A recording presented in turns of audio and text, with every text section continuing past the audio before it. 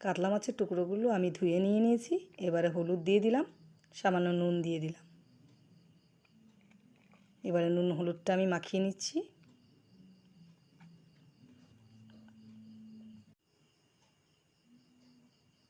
মাখানো হয়ে গেছে নুন হলুদ। এবারে আমি 10 মিনিটের জন্য এটাকে রেস্টে রেখে দিলাম।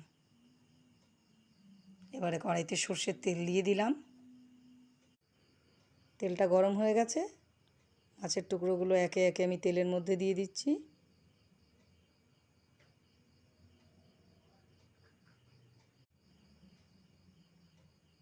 পিঠটা হয়ে গেছে, এবারে পাল্টে নিচ্ছি।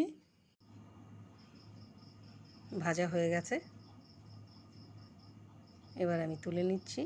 ওই তেলের মধ্যেই শুকনো লঙ্কা ফোড়ন, সাথে গোটা এলাচ, তেজপাতা, দারচিনি, লবঙ্গ আমি দিয়ে দিলাম। এবারে আমি পেঁয়াজ কুচোনো দিয়ে দিলাম এর মধ্যে। হলুদ গুঁড়ো দিয়ে দিলাম, জিরের গুঁড়ো দিয়ে দিলাম, ধনে গুঁড়ো দিয়ে দিলাম, স্বাদ মতো নুন দিয়ে দিলাম।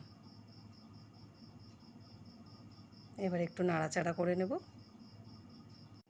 আদা রসুন ও পেঁয়াজ বাটা দিয়ে দিলাম। আবারও নাড়িয়ে নিচ্ছি।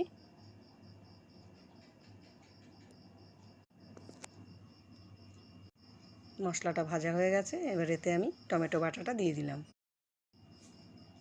এবার আবার নাড়িয়ে নেব।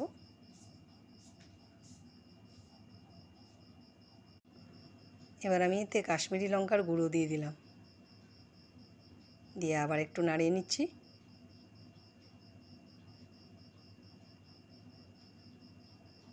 ভাজা ভাজা হয়ে গেছে, এবার এতে আমি পরিমাণ মতো জল দিয়ে দিচ্ছি।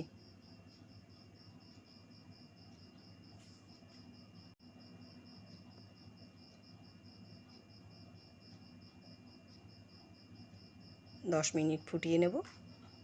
এবার এতে আমি মাছ ভাজাগুলো দিয়ে দিচ্ছি একে একে।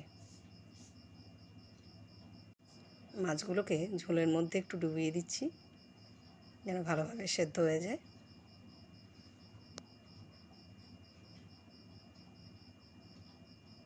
কাতলা মাছের এই তরকারিটা খেতে বেশ দারুণ লাগে। এবার এতে আমি ধনেপাতা ছড়িয়ে দিলাম। রেডি আমাদের কাতলার কারি।